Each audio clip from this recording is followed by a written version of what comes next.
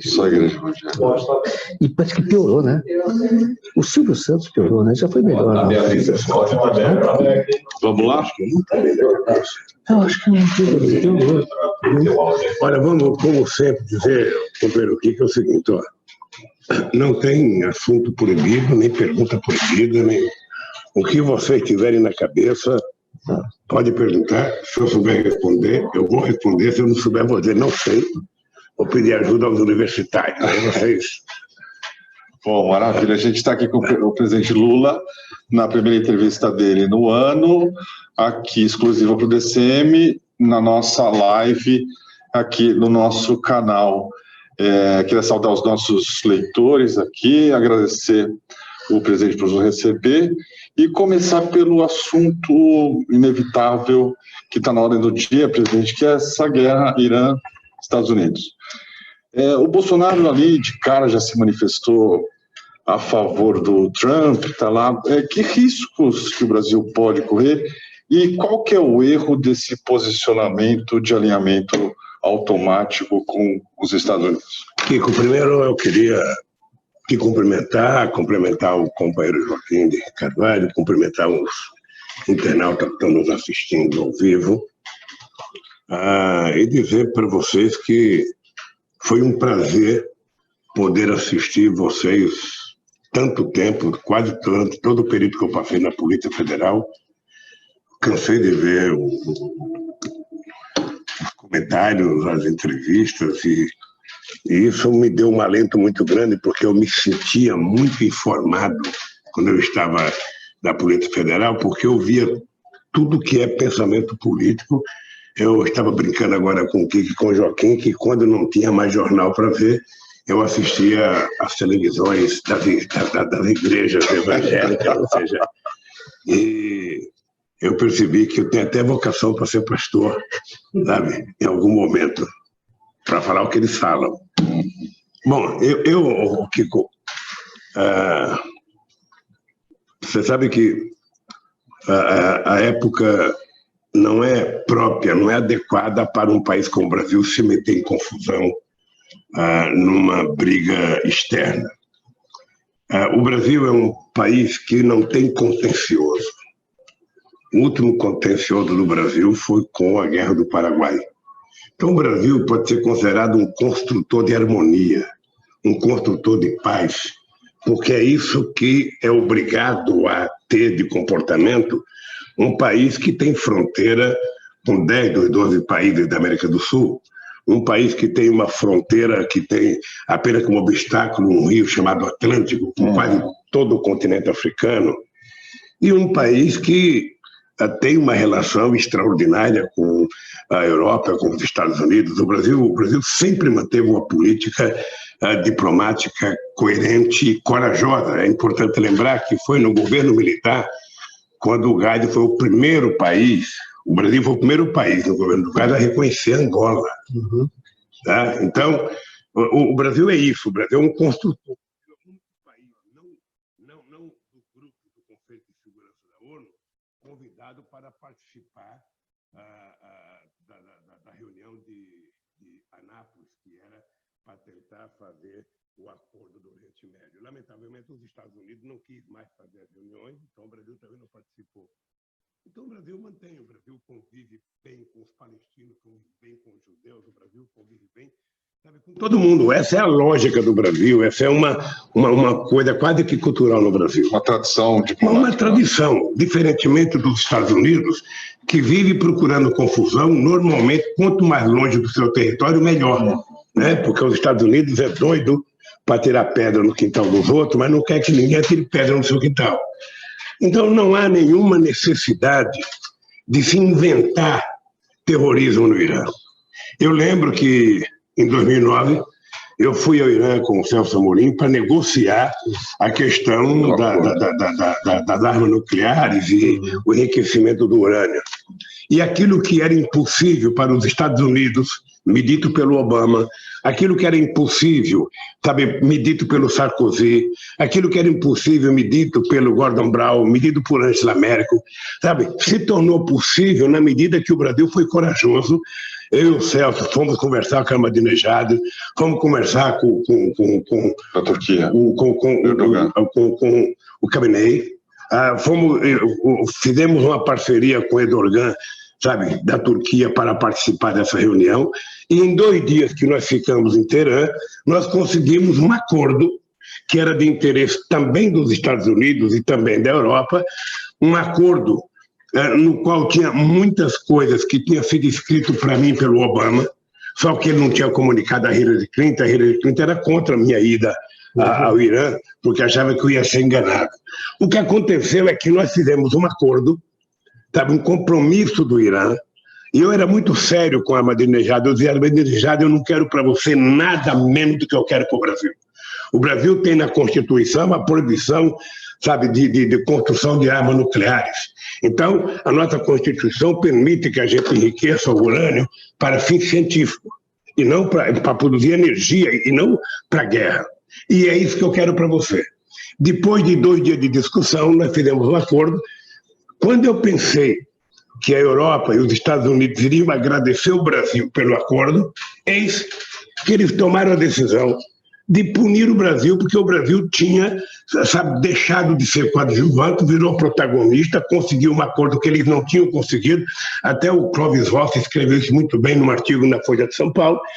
E o Irã, o Obama aumentou as punições ao Irã. Aí eu fui obrigado a divulgar a carta que o Obama mandou para mim, para dizer que quem estava, sabe, quem estava traindo o bom senso era o Obama, que não tinha falado com a Hillary Clinton, que ela não gostou do... Esperavam que desse errado. Eu acho que ele não esperava que fosse dar certo, ele não acreditava, mas ele disse: se ele concordar com isso, eu topo. E ele concordou com tudo. Nós ainda soltamos uma professora francesa que estava lá, e foi feito um trato com Sarkozy. A hora que a francesa pisar no aeroporto de Paris, solta, você vai no aeroporto receber ela e você agradece ao Ahmadinejad. Ele não foi, demorou 45 dias, eu liguei para o Sarkozy e falei: Sarkozy, você tinha um trato comigo que você ia agradecer ao Ahmadinejad. E ainda os americanos queriam que nós pedíssemos para soltar, acho que eram 2 cientistas ou 2 professores que estavam presos no Irã. Eu falei: não dá para a gente chegar lá com um pacote, sabe, solta todo mundo. Ou seja, vamos começar uma conversa. Mas depois de tudo isso, eles aumentaram a punição ao Irã, não aceitaram o acordo que nós fizemos, e 2 anos depois fizeram um acordo infinitamente pior do que o que nós fizemos. Bem, agora, nós já tínhamos tido a experiência do Iraque. Eu, em dezembro de 2002, eu fui à Casa Branca conversar com o Bush. Eu tinha sido eleito, mas não tinha tomado posse, e o Bush estava com aquela obsessão de pegar os terroristas que jogaram o avião contra as torres e de invasão do Iraque. E depois de 1h30 de conversa, depois dele falar, eu falei: olha, presidente, deixa eu lhe contar uma coisa. Eu não conheço Saddam Hussein. O Iraque fica a 14 mil quilômetros do meu país. Eu tenho uma guerra para fazer, mas não é contra o Saddam Hussein, é contra a fome no meu país. E essa eu vou fazer porque tem 54 milhões de pessoas que não estão comendo as calorias e as proteínas necessárias, e essa guerra eu vou vencer. Olha, isso não deixou o Bush nervoso, porque eu até falei para ele: olha, o embaixador, que era o secretário da comissão que discutia armas químicas, é o brasileiro, era o embaixador Bustami, que depois no meu governo teve em Paris. E ele sabe, foi entregue de mão beijada o cargo dele para um japonês, porque o Fernando Henrique Cardoso, sabe, ficou com medo e atendeu um apelo americano de que não podia ter um brasileiro que falasse que não tinha armas químicas no Iraque. Não tinha armas químicas no Iraque, está provado que não tinha. A arma química que tinha lá era o próprio Saddam Hussein e o Bush, que foram responsáveis, sabe, por uma guerra sem precedentes, a não ser a explicação do petróleo. Porque no Iraque tinha uma grande reserva de petróleo descoberta pela Petrobras nos anos 80, que quando o Saddam Hussein foi comunicado da descoberta da Petrobras, mandou a Petrobras embora e o Brasil recebeu vendendo Passat para o Iraque. Todo mundo lembra da venda do Passat para o Iraque. Bem, então não tinha armas químicas, mas destruíram o país. que hoje se volta contra os Estados Unidos. Porque uma coisa é você ganhar uma guerra, sabe, atirando mísseis de 5 mil quilômetros de distância. Outra coisa é a ocupação. A ocupação é homem a homem, não é com robô, não. E aí, homem a homem, tudo fica mais igual e mais difícil. E depois de 17 anos, onde já foram gastos, eu acho que mais de 5 trilhões de dólares, sabe, a gente percebe pateticamente o presidente dos Estados Unidos dizer: o Irã ganhou o Iraque. Por que o Irã ganhou o Iraque? Primeiro porque o Iraque era uma sociedade difusa, tinha aproximadamente 50% de xiita, tinha 25 ou 30% de sunita, tinha 20% de curdo. E na hora que os xiitas chegaram ao poder, ou seja, eles são pró-Irã. Então o Irã tem mais influência hoje no Iraque do que os Estados Unidos, que fazem a guerra, destruiu, ganharam muito dinheiro reconstruindo, porque somente empresas americanas e empresas dos países que se aliaram aos Estados Unidos puderam reconstruir, né, o Iraque. E agora nós estamos vendo essa situação com o Irã. Os Estados Unidos precisam de inimigos sempre. Eu desconfio, às vezes, que isso está me cheirando a campanha eleitoral. O Trump atrás da eleição. Uma vez eu encontrei com o Clinton em Davos, mais ou menos em janeiro de 2003, e eu perguntei para o Clinton se o Bush iria invadir o Iraque. E o Clinton me disse o seguinte: olha, Lula, nos Estados Unidos a gente não costuma dar palpite sobre o governo. Ou seja, mas eu queria te dizer só uma coisa. O Bush é um animal político. Ele tem pesquisa. Se as pesquisas forem favoráveis a uma invasão no Iraque, ele vai fazer. Bom, o que aconteceu? Ele fez e ganhou a reeleição. A questão da Líbia foi a mesma coisa. Acho que o Sarkozy tem interesse eleitoral e queria repetir o modelo Bush. E eu acho que agora o Trump sabe que não está fácil a reeleição com a quantidade de coisas que ele faz e que ele fala.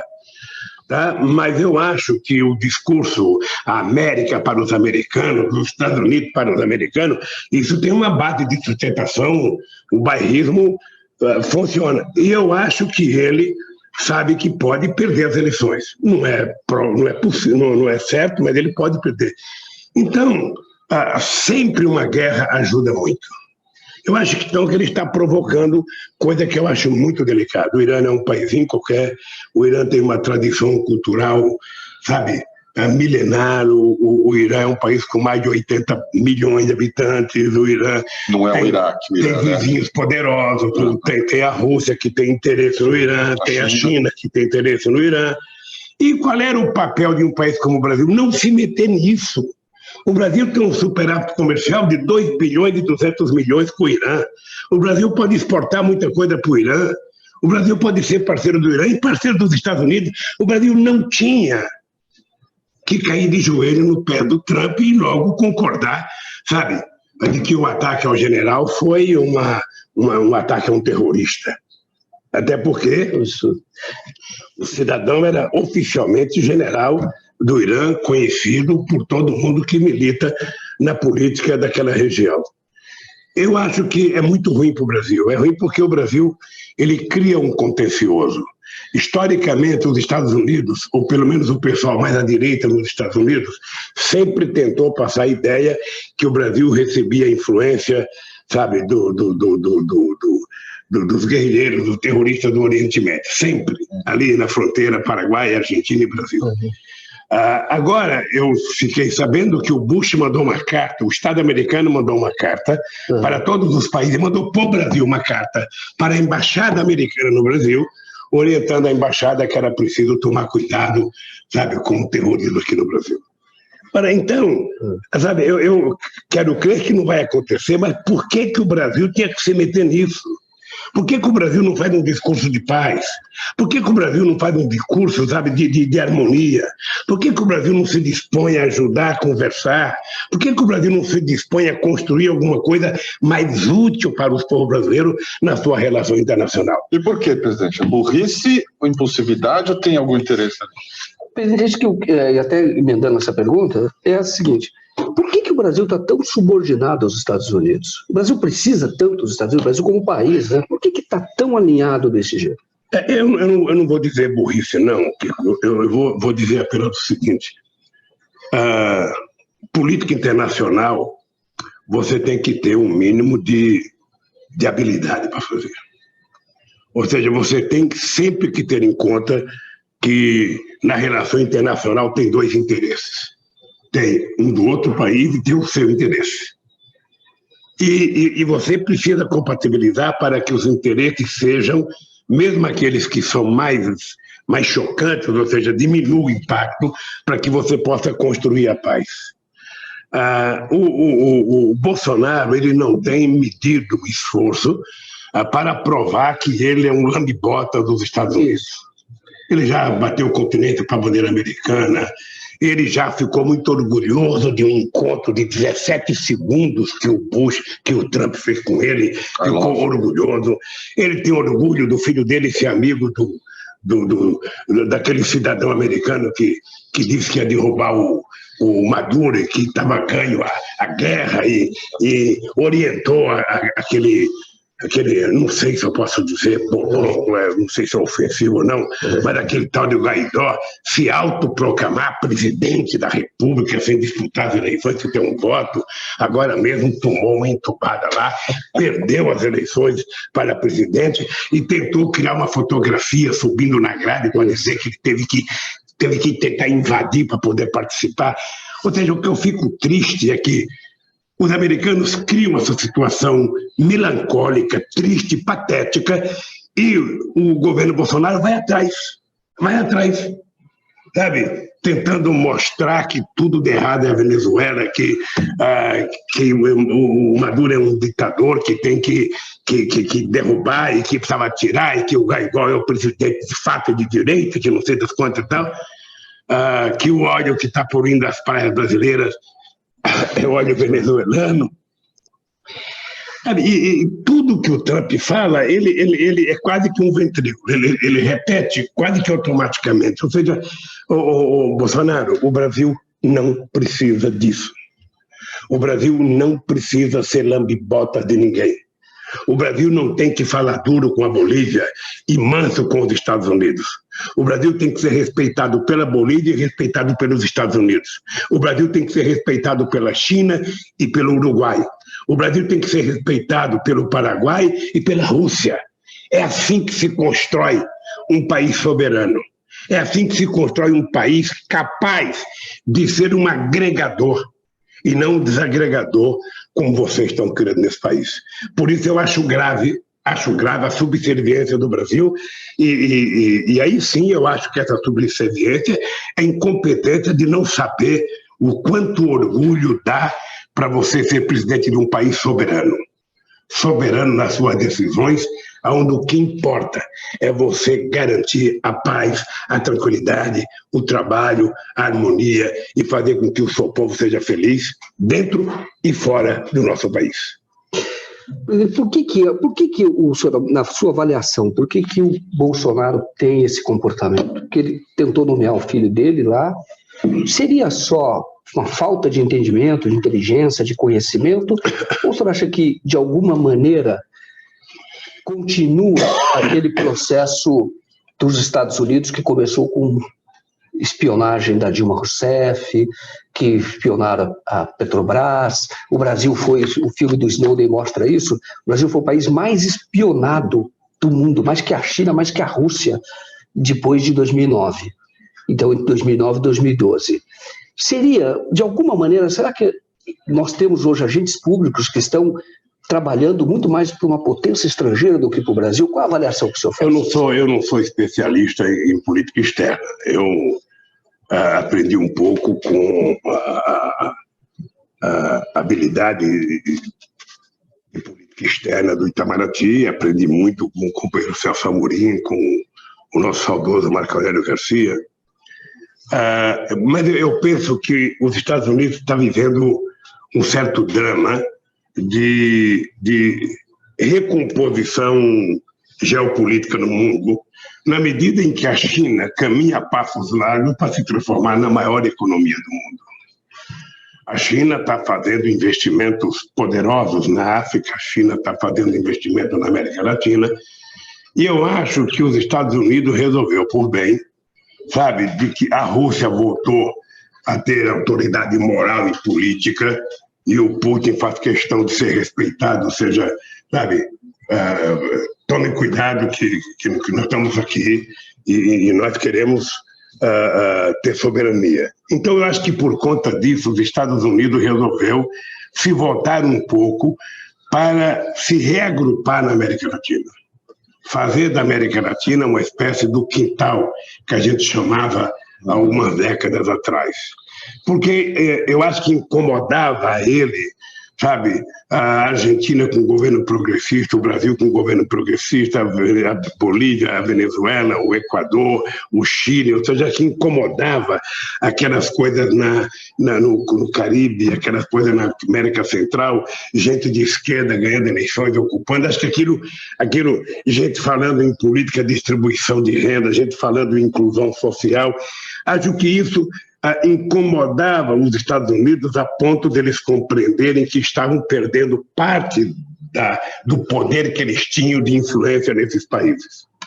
Tá? É por isso que eu acho, e vou dizer olhando para a Câmara, hoje eu acho absolutamente que é verdadeiro o fato de que os Estados Unidos têm forte influência em toda a política da Lava Jato nesse país, inclusive nos procuradores da Força Tarefa, inclusive no comportamento do Moro, e inclusive no comportamento de outros juízes. Ou seja, a quantidade de viagem que os brasileiros fizeram, a quantidade de informações que os brasileiros deram, o comportamento de vários procuradores, tem filme já na internet, acho que vocês até divulgaram, de procurador festejando a minha prisão, de procuradores americanos, sabe, dando orientação,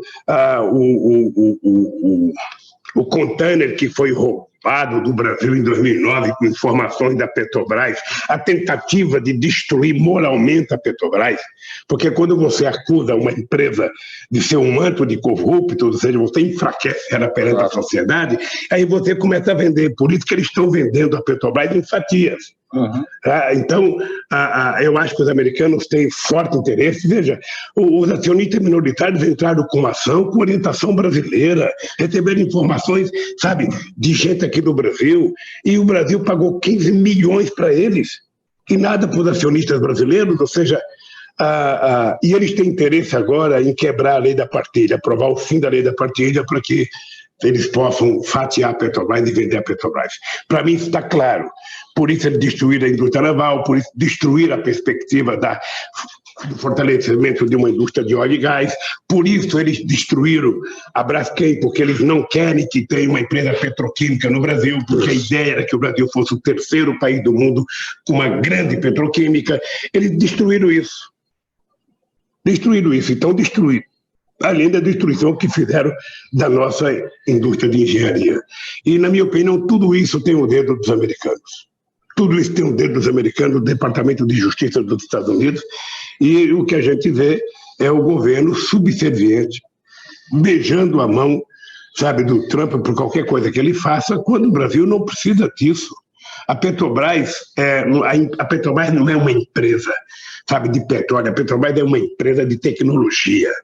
Porque a Petrobras ela gera muitos empregos, ela tinha muitos fornecedores, a Petrobras, como sempre, ela continua sendo a empresa da mais extraordinária tecnologia de prospecção de petróleo em águas profundas. Ninguém acreditava que fosse possível tirar o barril de petróleo de 7 mil metros de profundidade a quase que o mesmo preço do barril de petróleo tirado da Arábia Saudita.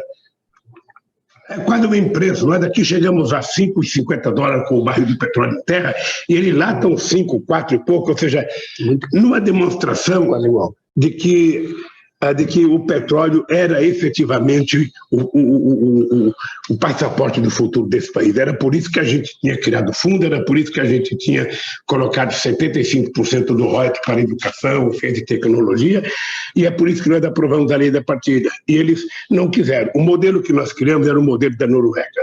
E eles não querem, eles querem que as empresas multinacionais sejam donas do nosso petróleo. Pague para nós uma merreca qualquer e seja dono do petróleo. E aí é que eu acho que nós temos muita briga para fazer. E eu acho que acabou o Natal, acabou o Ano Novo, nós ainda temos o Carnaval, porque a verdade é que o Brasil só começa mesmo a trabalhar depois do Carnaval. O Brasil, trabalhar, os trabalhadores já estão trabalhando, mas a funcionar politicamente é depois do Carnaval. Eu acho que nós vamos ter muitas brigas no país para não perder a soberania brasileira. Um país soberano não é aquele país que toma conta da sua fronteira só, tem que tomar conta da qualidade de vida do povo, da comida do povo, da água que o povo bebe, das nossas florestas, cuidar da questão ambiental, que é uma coisa quase que sagrada hoje para a preservação da qualidade de vida no planeta Terra. Quer dizer, ou nós compreendemos que o planeta, sabe, é redondo, que nós todos estamos nesse planeta, e que se ele afundar, morre todo mundo, morre quem está na primeira classe e quem está na última classe. Estão tentando inventar um foguete, um ônibus espacial para levar os ricos lá para cima, para ver se eles conseguem encontrar um jeito, quando a Terra explodir, eles estarem salvos. Não vão acabar. Outros acreditam que a Terra é plana, que vai para um cantinho lá, não tem.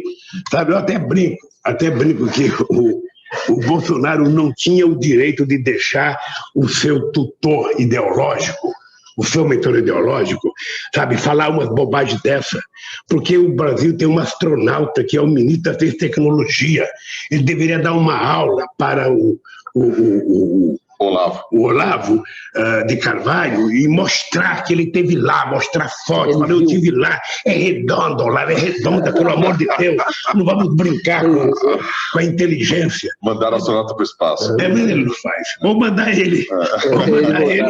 Essa é uma boa ideia. É uma boa ideia. Quem sabe sugerir que na próxima nave que for para o espaço, mandar ele para ele conseguir ver. Sabe? Ele acha que a Terra é um campo de futebol gigante. Sabe? Não tem lógica. Então, eu acho que o Bolsonaro, ele é isso, ele sempre foi isso. Ele foi isso a vida política dele inteira. Ele foi isso como tenente do Exército. O senhor encontrava com o Bolsonaro ali? Eu acho que vocês até deveriam pesquisar. Eu acho que ele nunca fez um discurso contra mim. Vocês poderiam pesquisar. Ele não fez discurso. Não fez, sabe por quê? Porque ele sabe que no período do meu governo, os militares recuperaram parte da decência que tinham perdido nos outros governos. Tá? Vocês podem procurar os generais, sabe, general de verdade, e perguntar o que aconteceu no meu governo com as Forças Armadas, no Exército, na Aeronáutica e na Marinha. Nós recuperamos... Eu não sei. Dizem que parte dessa gente que está no poder aí era pessoal ligado ao Frota que não aceitou, por exemplo, a punição do gás ao Silvio Frota. Dizem que eu não conheço. Mas, de qualquer forma, eu acho que o alto comando das Forças Armadas se mantém numa certa equidistância dessa loucura toda, o que é saudável. Porque eu já cansei de dizer, ninguém deveria ser general, sabe, se não fosse nacionalista.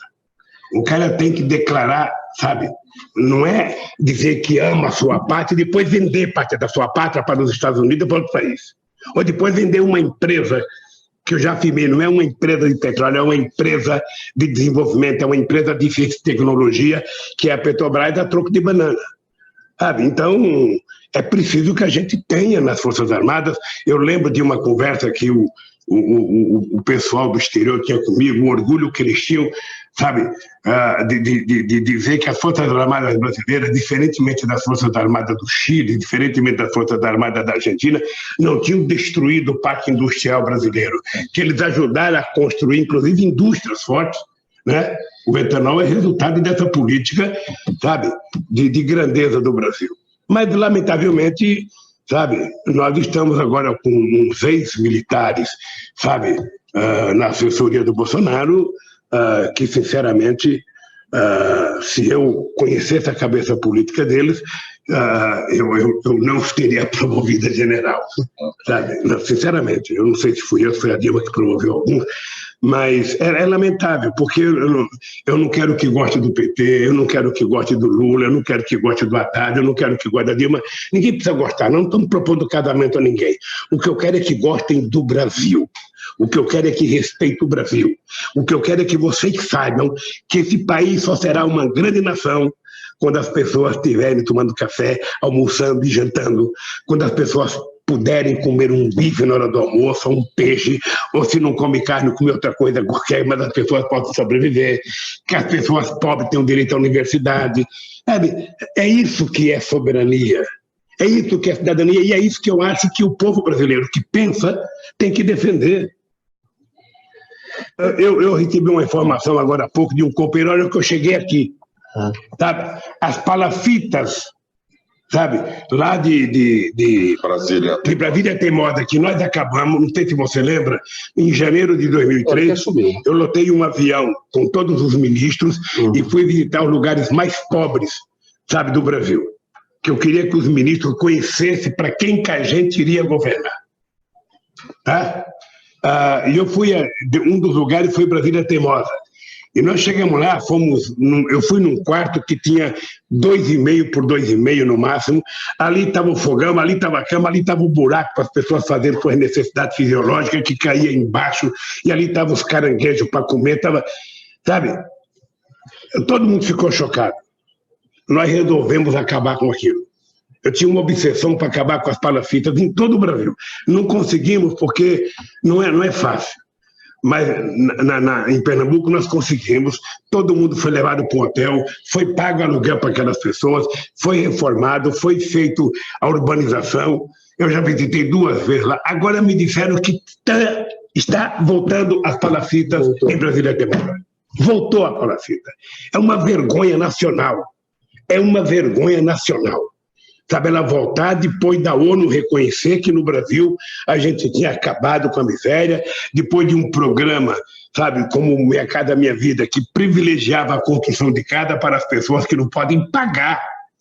Porque tem gente que pode pagar uma prestação de R$400, de R$500, de R$600, de R$800, de 250. Mas tem gente que se pagar uma prestação de 250 não sobra o que comer. E essas pessoas, pela Constituição, está garantido o direito à moradia. Então, nós temos que construir. Por isso é que nós criamos uma política de subsídio para garantir que as pessoas que ganhavam até um salário mínimo tivessem direito a ter sua casinha, por mais humilde que fosse, mas ter um telhado, ter um aconchegozinho para dormir tranquilo. E eles estão acabando com tudo isso, acabando com a maior disfarçatez, inclusive gastando as nossas reservas. Porque tudo que interessa é entregar tudo ao sistema financeiro. Eu, aliás, o Joaquim e Kiko, uma coisa grave, que é importante vocês atentarem, é para a equipe econômica e o Guedes, o que ele está fazendo. Quer dizer, o Guedes, ele nunca utiliza a palavra desenvolvimento. Ele usa a palavra destruição do patrimônio público brasileiro e ele quer vender tudo, ele quer vender tudo, ele quer vender tudo, ele quer arrecadar dinheiro para quê? Com o apoio da mídia. Ele quer com o apoio da mídia, porque, na verdade, eu tenho certeza que muita gente da empresa pode até não concordar com o Bolsonaro, mas como ele está fazendo a política de terra arrasada que a elite brasileira sempre defendeu, porque é inacreditável, sei que vocês sabem, desde a quebra do Lehman Brothers, já se gastou quase 25 trilhões de dólares e ainda não resolveu o problema financeiro da crise de 2008. E aí, 125 países já fizeram reforma trabalhista. 125 países, desde a quebra do Lehman Brothers, já passaram por reforma trabalhista. Só 3 tiveram alguma coisa para melhorar. O Chile foi uma que teve uma melhorazinha, a Índia foi outra, e eu não sei se foi Singapura ou outro que teve uma melhorazinha. O restante, todo, foi para tirar direito. Ou seja, no fundo, embora a sociedade brasileira não tenha descoberto ainda, foi dado a nós o status de voltar ao tempo da escravidão. Você trabalha, você pode até comer, mas você não tem direito. Tem gente que acha que isso é empreendedorismo. Eu ontem conversei com um menino que ele trabalha com Uber. Ele tinha o carrinho dele e não conseguiu pagar, teve que vender o carro e está trabalhando em aluguel. Ele paga R$ 1.600 de aluguel no carro e ele consegue tirar 1.000 e pouco para ele por mês. Tá? Então você imagina que isso é chamado de microempreendedorismo. O comentarista da Globo botou uma foto do vendedor de paçoca chamando de... E é engraçado que quando a gente estava dentro da fábrica, todos nós tínhamos vontade de sair da fábrica. Você imagina, nos anos 70 eu sonhava Eu sonhava, sabe, em sair da Villares e comprar um táxi. Eu achava que era bom pra cacete. Ou montar um bar. Tem muito bar nas esquinas brasileiras, porque todo trabalhador tem a vontade. Ninguém gosta de ter patrão. A gente quer ter trabalhar por conta própria. E agora inventar essa coisa maravilhosa, empreendedorismo. Porra, a palavra é chique, é bonita. Você não sente vergonha. Alguém pergunta o que você faz. Eu sou empreendedor. Ao invés de você falar, sou empregada doméstica, eu sou vendedor de paçoca, sou vendedor de paçoca, eu vendo, sabe, cachorro-quente, eu engraxo sapato, não, eu sou empreendedor. Sabe, é a palavra chique. Essa é a finé do capitalismo. Eles conseguiram criar na cabeça da sociedade que mesmo você empobrecendo, você está progredindo. Ou seja, que nem, sabe, que nem crina de cavalo, só cresce para baixo. Então o Brasil está assim. O Brasil está numa situação em que as pessoas estão empobrecendo, a massa salarial está caindo, a renda salarial está caindo, o emprego está... Os que surgem são totalmente precarizados, e você está vendo a sociedade sendo obrigada a achar que é maravilhoso entregar pizza de bicicleta, entregar pizza de Uber, comprar tudo pelo celular, e as pessoas não percebem que nós estamos desempregando muita gente no país. Muita gente no país. É preciso parar e pensar. É preciso parar. Pelo menos o Trump disse, sabe, eu quero os Estados Unidos para os americanos. Ao invés de o Bolsonaro gritar, eu quero o Brasil para os brasileiros, não, ele está dando de graça. Eu também quero para os americanos. Eu quero os americanos. Eu amo os americanos. Eu adoro os americanos. Cara, ninguém gosta de lambibota. Para de lambibota, você fica falando pro seu troglodita essas coisas, daqui a pouco tem muita gente acreditando que ser puxa-saco é bom, que ser lambibotas é bom. O ser humano ele tem que ser ativo e altivo, ele tem que dar de cabeça erguida, mas ele tem que ser humano. Ele não pode ser burro, sabe, pensando que é inteligente. Porque às vezes a burrice se confunde com inteligência. Sabe, quando você fala coisa que ninguém entende, o cara fala, porra, esse cara é inteligente, por coisa que eu não entendi. Então, eu acho que é por isso que o Bush adora o Obama, o Trump. Não, por isso é que o Bolsonaro adora twittar. Porque não tem que gastar a massa encefálica com pensamento. Se você vai dar uma entrevista livre, sabe, livre, ele só dá para o Datena, só dá para o Silvio Santos, aí, sabe, é tudo. Mas eu acho que ele tem medo de ir numa entrevista e alguém fazer pergunta e ele não entender. Se não entender, cara, fala, não entendi. Pergunta outra vez. Aí se o cara perguntar outra vez e você não entender, o cara ainda vai pensar, ele é burro, ele não entende. Mas aí você fala, pergunta outra vez. Se o cara perguntar a terceira vez, o burro é ele, que conseguiu fazer 3 perguntas que você não entendeu. Então, vai para cima, bicho, dá entrevista, para de tuitar. Um governo não vai para frente tuitando, não. Responde pergunta, aceita a provocação. Bem, e aí pensa no Brasil. Pare de ser puxa-saco dos Estados Unidos, que isso não ajuda ninguém. Eu estou aqui falando essas coisas, da impressão que eu sinto que eu já li muitos artigos de gente incomodada. O Lula deveria sair para pacificar, o Lula deveria sair para então, sabe, eu queria saber, né? Mas vem, cara, essa acusação de que o senhor está polarizando o Brasil. Meu caro, olha, Jesus Cristo polariza o mundo, sabe? Há mais de 2000 anos. O Flamengo está polarizando o futebol brasileiro agora. O Real Madrid e o Barcelona polarizam o futebol espanhol. É pobre de quem não polariza. Quem não polariza tem 1% de voto, 2% de voto, 3%. O partido não existe, muda de nome todo dia. Você vê que no Brasil as pessoas mudam mais o nome dos partidos do que mudam de cueca. Correto? Nem todo mundo troca de cueca todo dia, parece. Mas de partido eles trocam todo dia. E o meu partido, sabe, eu nasci no PT, morrerei no PT. Quando nós fomos criar o PT, nós fizemos uma reunião no Hotel Pampa, lá em São Bernardo do Campo, tinha 90 deputados, inclusive estava o Fernando Henrique Cardoso. Só para citar um, tinha muitos deputados, tinha Chico Pinto, tinha Alceu Colares, tinha Pedro Simão, tinha todo mundo. E aí a lógica dele deu assim, então não vamos entrar no PT, porque o Partido dos Trabalhadores é muito sectário o nome. Ora, só tem graça, sabe? Só tem graça se a gente tiver esse nome, a gente quer representar um segmento da sociedade. Sabe? A gente quer representar, agora as pessoas querem que eu faça um discurso palatável para o cara da Ambev.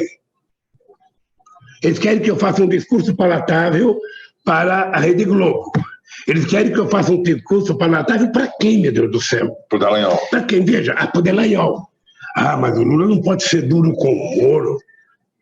Eu não sou duro com ninguém. Mas que esse país, o dia que tiver justiça, o Moro sabe que ele não se comportou como juiz. Ele sabe. O Dallagnol sabe que ele envergonhou o Ministério Público. E agora eu vi que todos eles foram absolvidos, todos os 12 processos contra o Dallagnol não foi aceito pelo Conselho Nacional.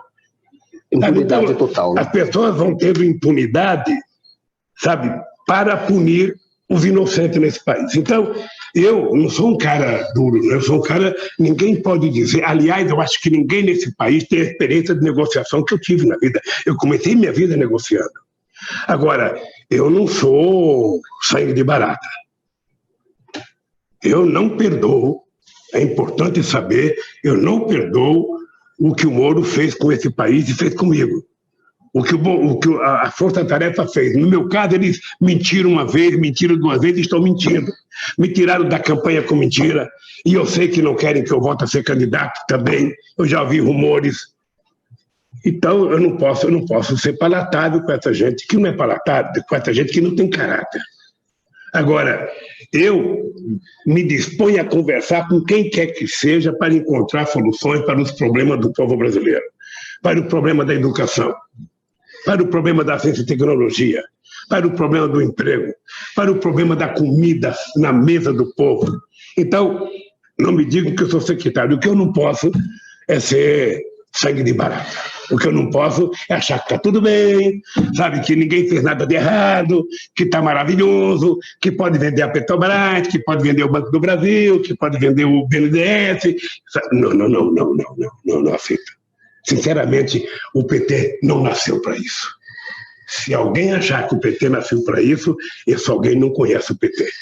O PT nasceu para representar o povo trabalhador desse país. Sabe? O PT nasceu para isso, para representar aqueles que não tinham voz e nem vez. Então, eu não sei o que eles pensam. Por exemplo, o Lula deveria ser um negociador. Negociar com quem? Me dá um cara dos outros partidos políticos que você acha que eu devo chamar para negociar. Um cara palatável, Fernando Henrique Cardoso. Só conversaria com o Fernando Henrique Cardoso? Não, eu converso com todo mundo, mas eu não tenho que conversar com ele. Ele não foi honesto comigo, ele não foi leal comigo. Ele sabe que eu não sou corrupto, mas não teve coragem de falar. Ele não teve coragem de defender a Dilma. Sabe, Maria vai com as outras. Ele fica, sabe, sempre querendo estar bem com a imprensa. O senhor conversaria com ele em nome de um projeto? Porque dizem que o Fernando Henrique hoje, ele está conversando, por exemplo, tentando articular uma candidatura que seria do Huck, e fala-se até com o Flávio Dino, que ele estaria conversando, isso é o que se fala. Então ele está ocupando um espaço, ele está se movimentando. O senhor falaria com ele em nome de um projeto nacional? Gente, eu discuti política com o Marco Maciel, quando era presidente do PSL. Se tiver um projeto político, o Fernando Henrique Cardoso, vamos ser francos, ele não representa nada no PSDB hoje. Não. Sabe? Então o PSDB que indique quem são os seus interlocutores para conversar. Porque você conversa, na verdade, com os partidos para você pensar num projeto político, não é com pessoas. Você fica conversando com pessoas, depois as pessoas não têm força no partido. Eu, por exemplo, converso com o PCdoB, converso com o PSB, converso com o PSOL, converso com o PDT, sabe? E com o Ciro? Veja, eu sempre fui amigo do Ciro, sempre conversei com o Ciro. Eu acho que o Ciro não quer saber de aproximação com o PT.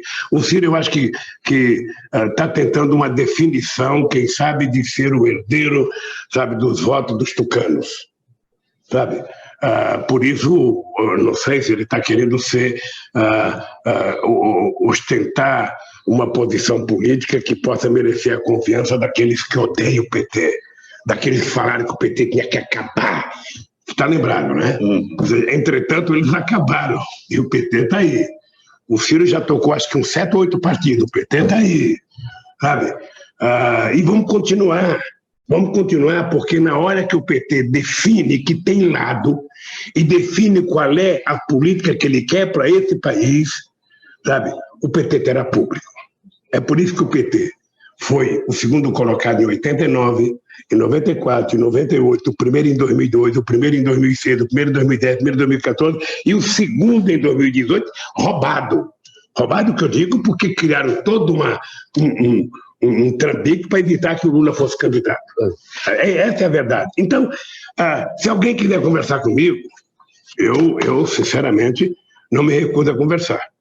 Agora, que apareçam os partidos que querem negociar. Porque às vezes uma pessoa te procura para conversar, você conversa, aí quando você vai ver, o cara não representa nada. Aí você conversa, o cara não representa nada. Eu quero conversa, o presidente do partido desvanca ele.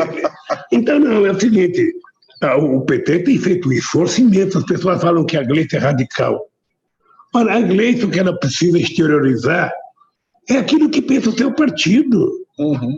Eles querem que a Gleice faça o discurso de quem? Para agradar o Huck? Não é possível. Olha, quando você chega numa situação política em que os políticos ficam procurando pessoas que não são políticos para serem candidatos, é sinal que as coisas estão muito ruins.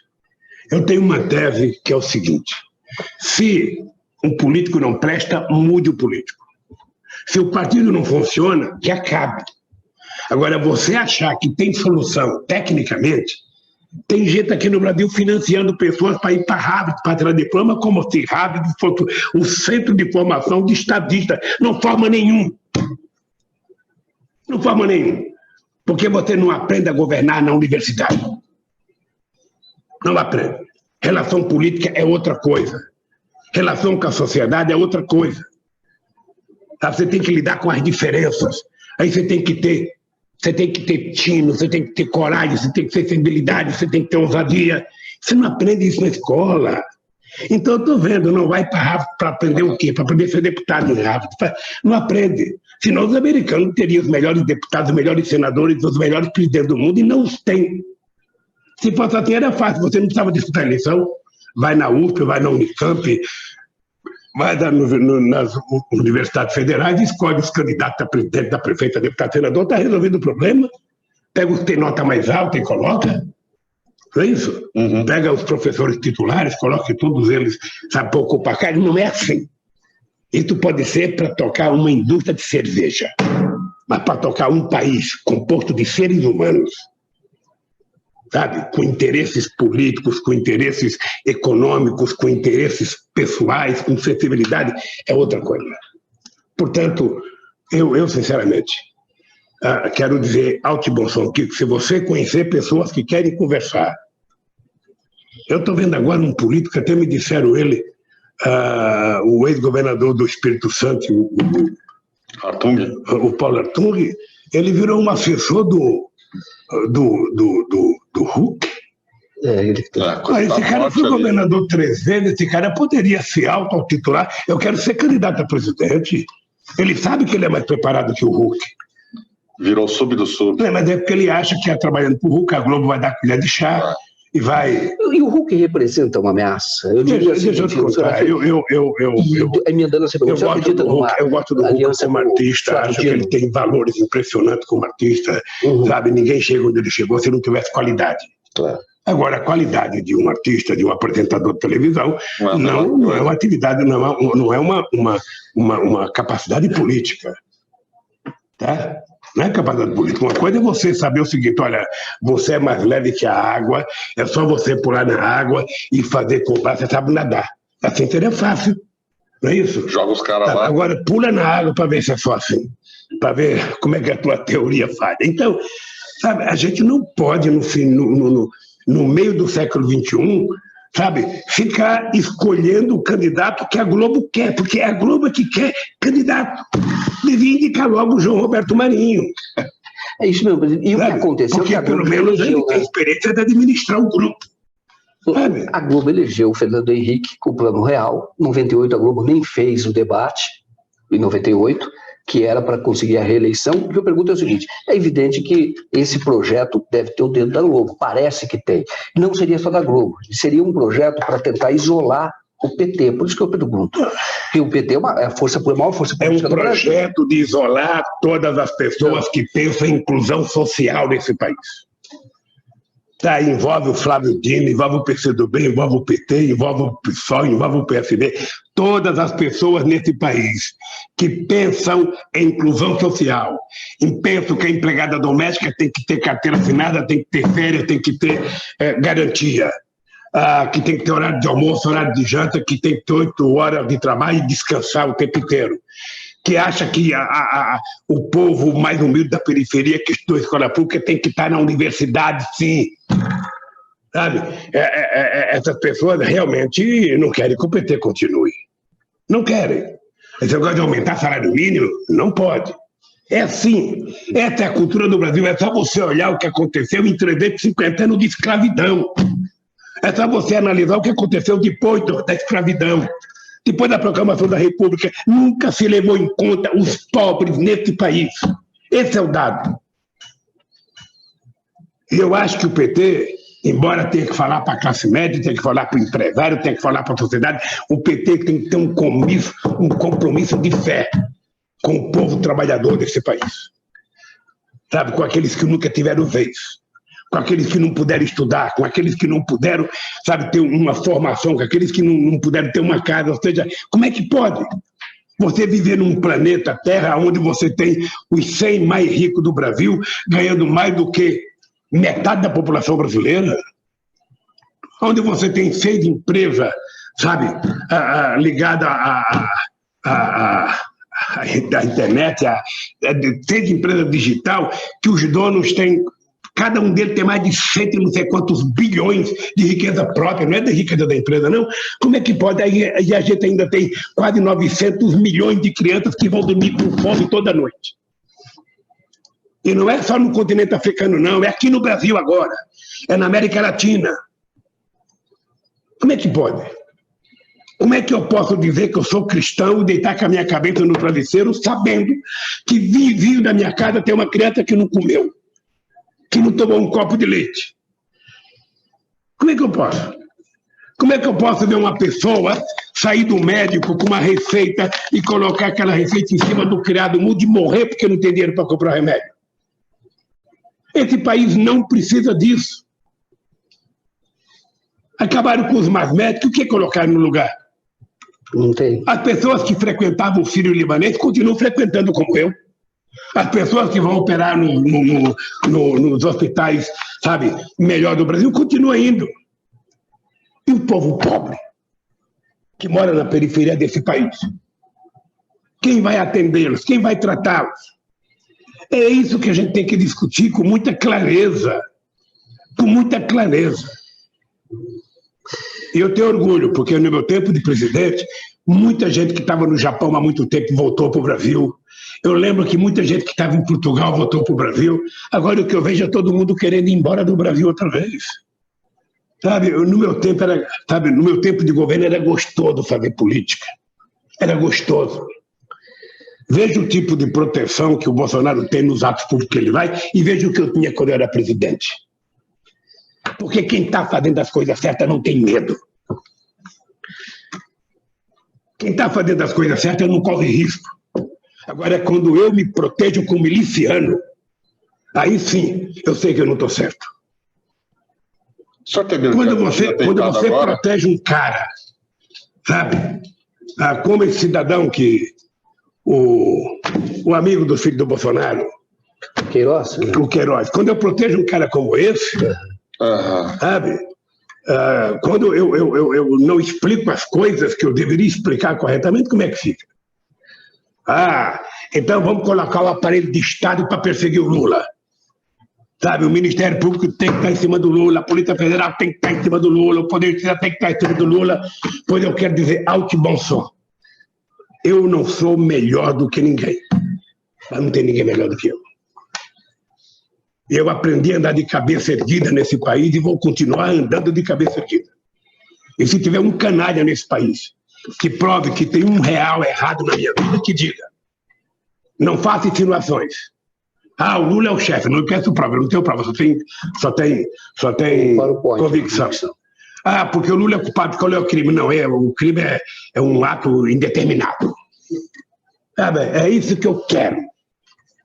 E é por isso que eu fico, às vezes, bravo.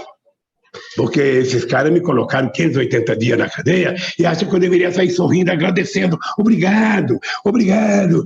Moro, como você foi gentil comigo, Moro. Obrigado, Rede Como Globo. você foi, sabe? Obrigado, Rede Globo. Como você foi maravilhosa. Só 400 horas de matéria do Jornal Nacional contra o Lula, mais 400 do Bom Dia Brasil, mais 400 do Jornal da Tarde, mais milhares de páginas do Jornal Globo contra o Lula, milhares de capas da época. Obrigado. Eles queriam que eu saísse assim, obrigado, obrigado, obrigado. Não, eu não vou ficar xingando eles, eu não vou ficar ofendendo eles, eu não vou querer que o PT volte ao governo desse país para persegui-los. Até porque eles sabem que, para mim, censura é feita pelo telespectador, pelo ouvinte e pelo leitor.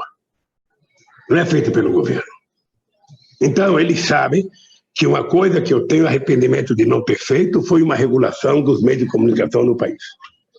E uma regulamentação que não era regulamentação socialista, não, era uma regulamentação tipo Inglaterra, tipo Estados Unidos, tipo Alemanha. Eles agora estão com medo que um juiz possa julgar um outro juiz. Ou seja, sabe, é o seguinte, então o cara está acima do bem e do mal, eu posso fazer o que quiser que ninguém me julga. Quando você vai processar, quando você vai julgar um procurador, a grande condenação dele é afastá-lo com salário integral. Como é que pode? Então, eu sinceramente, embora seja um homem de paz, embora seja um homem tranquilo, eu tenho ressentimentos, eu sei o que fizeram comigo. Eu sei o que fizeram comigo. Sei o que estão fazendo com a minha família. E eu não tenho outra coisa a não ser o seguinte: eu não troco a minha dignidade por nada desse país. Por nada. Eu sou um cara doce, eu sou um cara alegre, eu sou um cara que gosta de coisa, sabe, legal, gosta de contar piada. Quem me conhece sabe. Mas eu não posso vir aqui, sabe, dar uma entrevista e dar de barato que não aconteceu nada comigo. Foi tudo normal, sabe? Vamos esquecer o passado. Esquece quem não tem vergonha. Eu tenho. Eu não esqueço. Presidente, quer dizer, não vai mudar o tom e o senhor é candidato... Não, o tom muda. O PT tem plano B para a eleição presidencial? Não, tem vários planos. Veja, você estava lembrando, só o PT tem governadores importantes. O PT tem Ceará, tem Bahia, tem Piauí, agora tem o Rio Grande do Norte, que é uma mulher, o Flávio Dino é um grande nome do PCdoB, o Fernando Haddad é um grande nome do PT, o Ciro certamente será candidato pelo PDT, o PSB poderá até querer ter um candidato, tem nomes.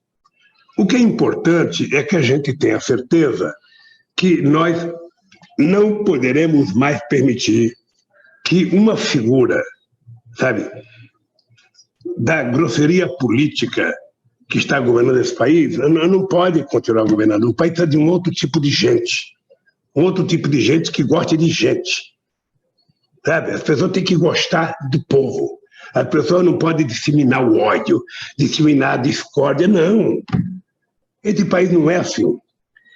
Eu, pelo menos, tive a minha experiência como presidente. Aí você perguntou, Lula, você vai ter candidato? Eu, sinceramente, acho que, quando chegar as eleições, eu já tenho 77 anos de idade.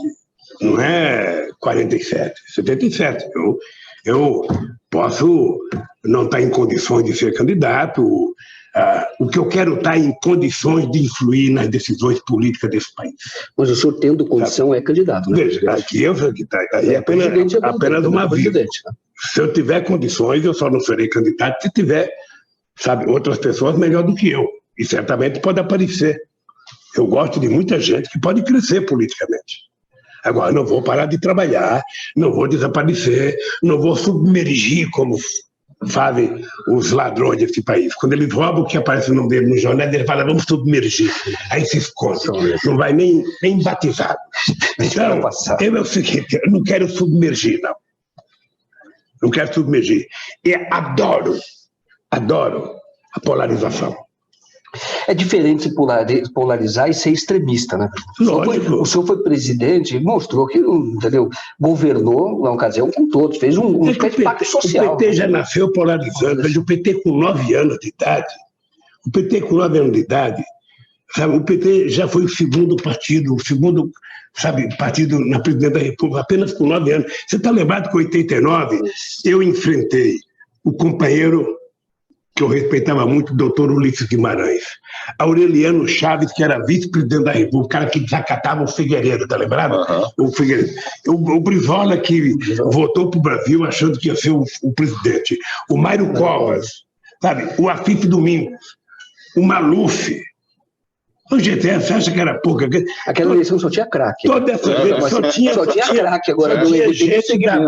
Só tinha gente, sabe, das categorias especiais. Eu era o único da base ali. Eu era o pardal no ninho de Curió, sabe? E o pardalzinho foi. Eu lembro que eu estava em Manaus, acho que em junho de 89, e o Ricardo Couto chega para mim, a gente desceu no aeroporto, a gente ia pegar o helicóptero da empresa de energia para visitar a Balbina. Aí o Ricardo Couto costumava descer e comprar um monte de jornal, veio o Ricardo Couto com o Estado de São Paulo, a manchete era assim, Lula cai de 3 para 2,75. Puta vida. Eu fiquei tão nervoso com o Ricardo Couto, eu xinguei tanto o Ricardo Couto, eu falei, porra, você é meu assessor, é o assessor do meu adversário. Aí eu pensei em desistir. Eu falei, porra, eu vou desistir. Como é que eu vou ser candidato? Sabe, daqui a pouco vai chegar as eleições, eu vou estar devendo os 10 pontos para o Ibope. Não vou desistir. Aí tive uma reunião com o companheiro João Amazonas, do PCdoB. E o João Amazonas falou assim, Lula, é o seguinte, ó, vamos modular o nosso discurso para quem que a gente quer governar. Aí é o seguinte, nós começamos a fazer o discurso para aquela base originária do PT e do PCdoB, para a sociedade organizada do sindicato. Era um discurso mais... Porra, fui para o segundo turno, na frente do pessoal. Aí, quando eu ganhei as eleições... Teve a Rede Povo de televisão, né? Que começou a mostrar, falou, que isso, não. Sabe? Então, eu fui para o segundo turno, aí fui conversar com o Brizola para me apoiar. Puta, chega na cara do Brizola, rapaz, o pessoal irritado. E aí o Brizola falou assim para mim, Lula, eu acho que nós tivemos um empate técnico. Foi só 500 mil votos, então eu acho que a gente deveria retirar e apoiar o outro. Eu falei, Brizola, deixa eu te falar uma coisa. E apoiar quem que era? Mário Covas, com todo o carinho que eu tenho por você. Isso aqui não é pesquisa, isso aqui é resultado final, não teve empate técnico, não teve 500 mil votos na frente, porra. Sabe, o correto é você me apoiar. E depois de umas 2 horas de conversa, Brizola, pessoa que faz falta nesse país, sabe, um polemizador que faz falta nesse país, sabe, pegou na minha mão e falou, vou te apoiar, e fomos lá para a janela, sabe. E é importante lembrar que o Brizola transferiu para mim 100% dos votos do Rio de Janeiro, tudo que ele teve. Foi um negócio que diferença do Ciro Gomes? Não tem. O Brizola era um polemizador refinado. Sabia de política, tratava isso com muito carinho. Tanto é que ele estava apoiando o Ciro em 2002 e desistiu. Sabe? Bem, de qualquer forma, é isso. Eu já fui candidato, já fui presidente, já tenho a primazia de ser, sabe, considerado até hoje como o melhor presidente que esse país já teve. E isso para mim já está garantido. Então, não ser presidente para mim não é nada, sabe, mas eu vou apoiar, companheiro, e quero ter influência, assim, porque, sabe, em política, quando você não tem mandato, nem vento bate nas tuas costas, bicho. Pode estar ventando nas costas de todo mundo, na tua, sabe, e um político tem que ter influência, um político não pode acabar no limbo. Sabe, eu tinha certeza, Dallagnol, eu tinha convicção que eu ganharia as eleições do Bolsonaro estando preso. Era um desejo meu esfregar o meu diploma na sua cara, assim, sabe? Mas não deixaram, o Barroso não deixou, sabe? Tudo bem, eu não fico nervoso por isso, não. Eu fico irritado porque o Brasil poderia estar melhor. E o senhor fez aquela campanha na ocasião porque queria ser candidato, não foi? Que as pessoas dizem, não, já sabe que ele não vai ser candidato. O senhor votou para ser candidato. Veja, eu achava que seria preso. Nós tínhamos uma corrente. O Kiko, tem uma coisa que é o seguinte, eu sempre... Olha, o que é intuição?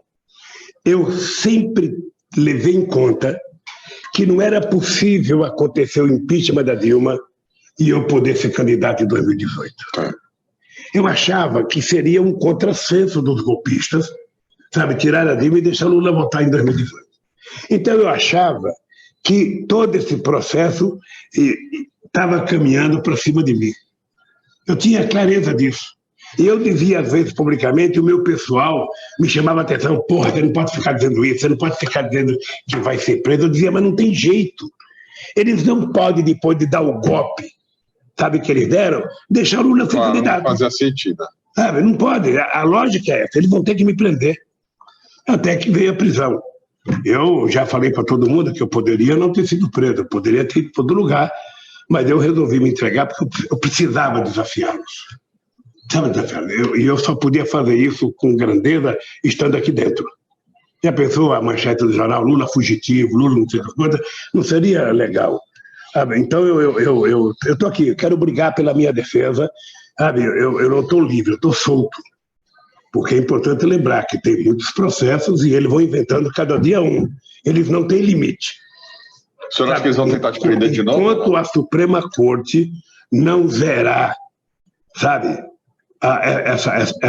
esse disparate do que foi o comportamento do Moro, o comportamento da Força Tarefa da Lava Jato, a gente não tem sossego nesse país. Sabe? Não tem sossego nesse país. Então, eu fico sabendo de coisas absurdas. Eu não posso nem dizer aqui para não prejudicar a vítima, mas eu sei que tem um companheiro, recentemente teve um companheiro que foi solto, ele está em casa, sabe? E tem um outro fazendo delação, e esse outro está fazendo delação, sabe? Estava fazendo pressão para que esse cara que está solto confirmasse a delação dele. Esse cara que falou que está solto falou, não vou contribuir com porra nenhuma de delação.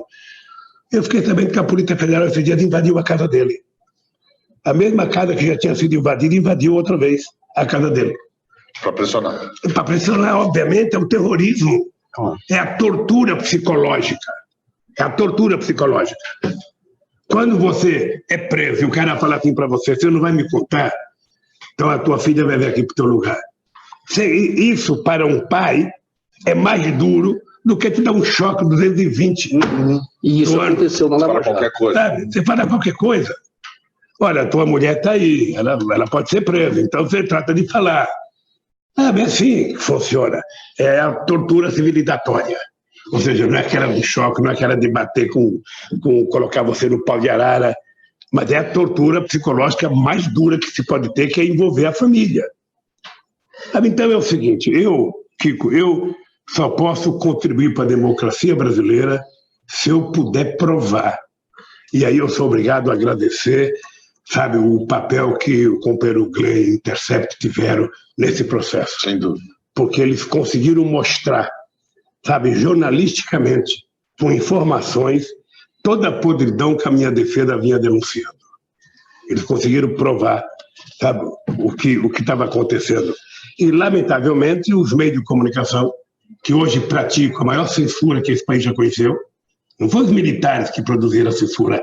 A Globo hoje é a empresa mais censura, porque ela não deu uma nota da Intercept. Para falar que não deu, ela deu quando foi defender o Faustão e deu para defender o Roberto Dávila, negócio do filme. E fez corretamente a defesa do Roberto Dávila, que ele foi muito gentil. Furo nosso, né? Então, ela não deu mais nada. Sabe? Não deu mais nada. Então, uma empresa que não tem coragem de dar uma notícia que sai no New York Times, que sai no The Guardian, que sai na revista francesa, na revista alemã, na revista japonesa, na revista chinesa. Está deixando de informar. Está deixando de informar. Por quê? Porque ela criou o santo de barro dela, que é o Moro, que é cria dela, sabe? E o Moro, para ele desmontar, é só ele falar. Se ele começar a abrir a boca, ele se desmonta perante a sociedade. Sabe? Então, deixa ele falar. Você acha que ele vai ser candidato? Eu não sei. Depois de Bolsonaro, qualquer um pode ser candidato. O senhor está preparado para uma polarização com o Moro? Porque a última pesquisa mostra o seguinte: as duas pessoas que têm mais credibilidade, vamos chamar assim, perante o povo, pesquisa, já existe uma certa polarização, não é com o Bolsonaro, seria com o Moro e o Lula. O senhor estaria preparado para uma disputa eleitoral contra o debate? O se Moro? desafiar no debate. Eu propus a ele um debate quando eu fui fazer o depoimento. Eu propus, você poderia fazer um debate na Universidade Federal do Paraná aí, sabe? Sobre o seu ponto de vista e o meu. É só chamar? Eu adoro. Mas o senhor entraria numa campanha? Seria uma campanha do sonho? Adoraria fazer debate, e adoraria fazer um debate na Globo. Na Globo. Porque é importante lembrar que em 2004, em 94, em 2008, a Globo não fez debate. Não fez debate porque o candidato dela era o Fernando Henrique Cardoso. Tá? Por isso que ela não fez debate. O Fernando Henrique Cardoso só foi no debate na Bandeirante e depois desapareceu. Agora, quando é o PT que não pode ir no debate, aí colocar a cadeira vazia, como colocaram a cadeira em 2006, quando eu não fui no debate. Então, é assim, eu obviamente que... A Globo pediu entrevista para o senhor, que eu digo de censura, que é a questão da censura. Por exemplo, o senhor é uma figura política importante. Em qualquer lugar do mundo, a BBC entrevistou, Deutsche Welle entrevistou, a Globo pediu entrevista para o senhor. Eu até falei isso, ela nunca pediu entrevista para mim. Nunca pediu entrevista para mim. Apesar de eu fazer pedido da cadeia, por que a Globo não pede uma entrevista? Acontece que para a Globo eu não daria entrevista gravada, só se fosse ao vivo. Mas o senhor falaria, né? Falaria não falo. Mas ela nunca solicitou, porque é um veículo de comunicação que não se interessou em falar com o Lula. Nunca. Isso é uma censura, né? Eu acho isso uma censura. Não, eu sou a figura mais censurada, sabe?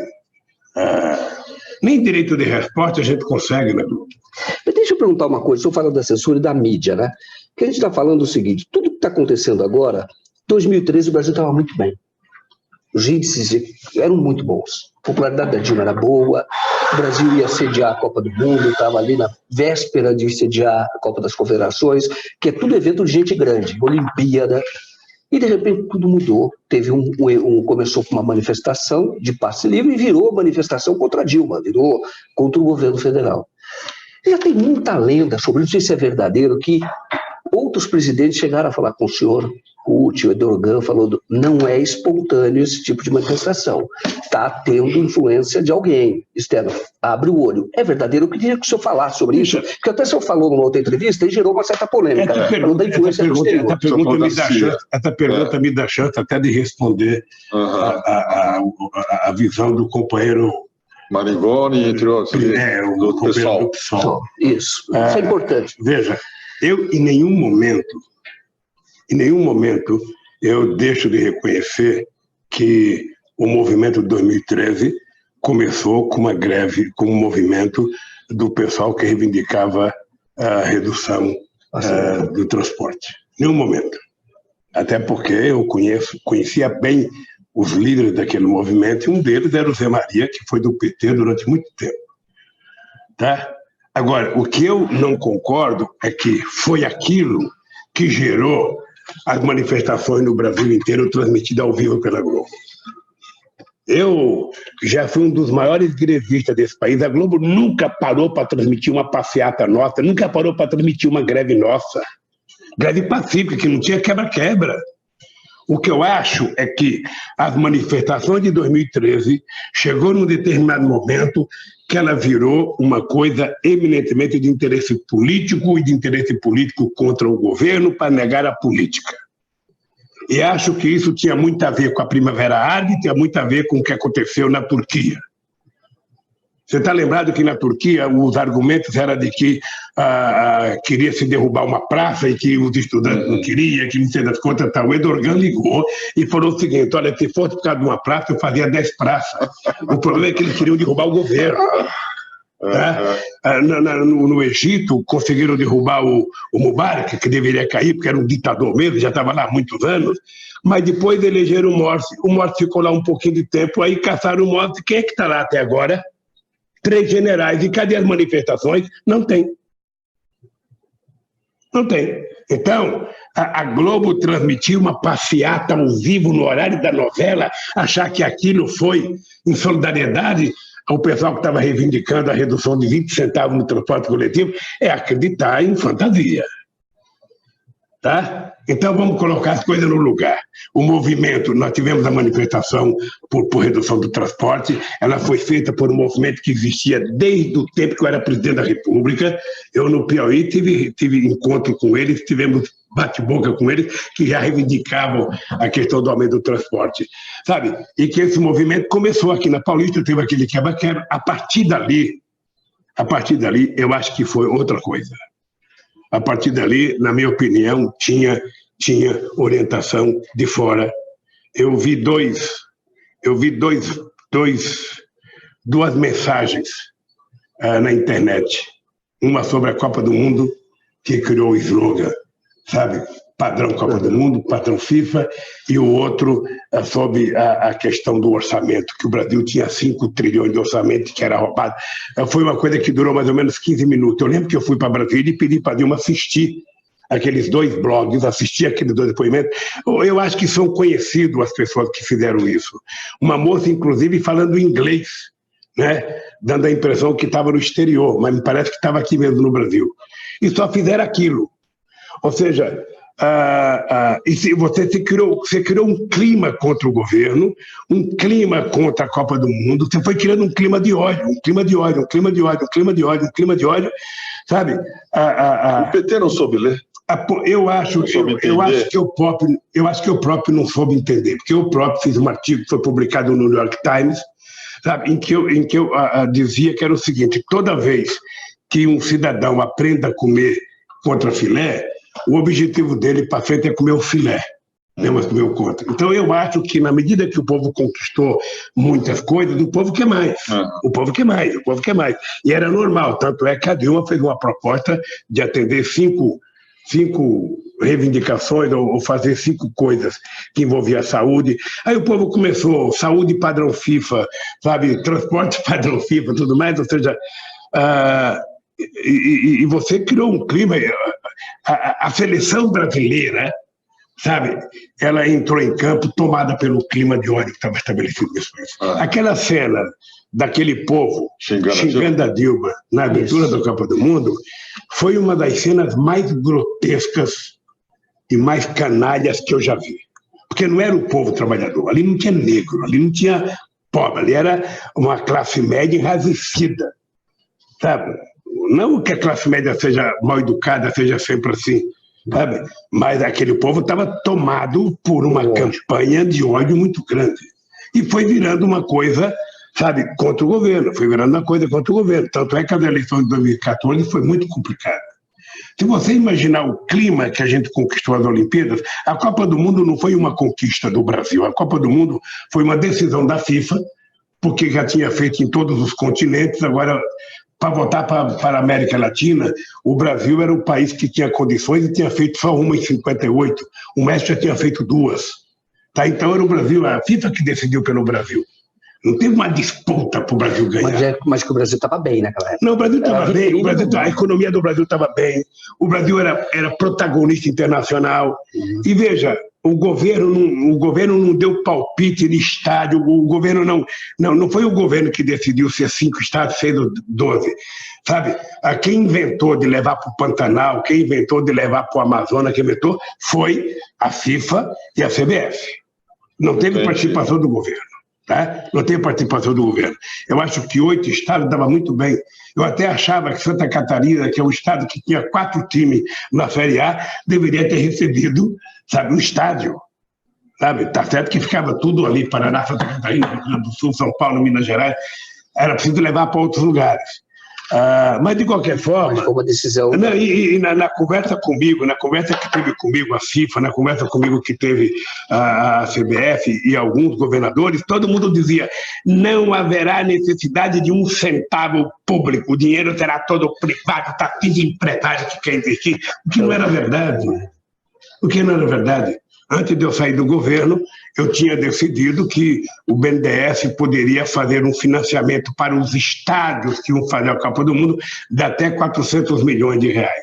Não foi feito no meu governo ainda, porque não deu tempo de discutir, mas eu fiz reunião com o Planejamento, a Fazenda, a Controladoria Geral da República, e depois que eu saí do governo foi feito o financiamento para os estádios. Aí falaram que teve corrupção em muitos estádios. O que eu acho engraçado é que as pessoas não se defendem corretamente. Quando começou a denúncia de corrupção, vou contar um caso que eu nunca contei aqui. Quando começou a denúncia de corrupção e estava uma coisa negativa contra a Copa do Mundo, eu chamei a Ambev, que era participante. Chamei, sabe, o Banco Itaú, tudo no meu escritório. E perguntar para eles, vocês são os patrocinadores da Copa do Mundo, por que vocês não estão fazendo uma campanha positiva a favor da Copa do Mundo? Falei isso para a Ambev, falei isso para o Banco Itaú, chamei o João Roberto Marinho, fiz uma reunião com o João Roberto Marinho, para dizer à Globo, quem vai transmitir direto, qual é a campanha que você está fazendo favorável à Copa do Mundo. Tá? E fui conversar com a Dilma, que era preciso o governo, sabe, dizer por que era importante a Copa do Mundo. Defender a Copa do Mundo. Defender a Copa do Mundo. Bem, eu sei que o Itaú foi, até levou a propaganda para eu ver, depois eles fizeram a propaganda boa e levou a propaganda para eu ver. Mas eu estava preocupado, sabe, com o clima que estava se criando antes da Copa do Mundo. Dava a impressão que o desemprego era por conta da Copa do Mundo, que a morte era por conta da Copa do Mundo, 4 anos era por conta da Copa do Mundo, e todo mundo deixou isso criar. E eu, sabe... Era ano de eleição. Né? Então eu fui conversar, sabe, com o João Roberto, conversei com todo mundo. Conversei com todo mundo, gente. Vocês têm responsabilidade pelo clima que vocês vão fazer na Copa do Mundo. Isso aqui pode ser uma festa ou pode ser uma guerra. Sabe?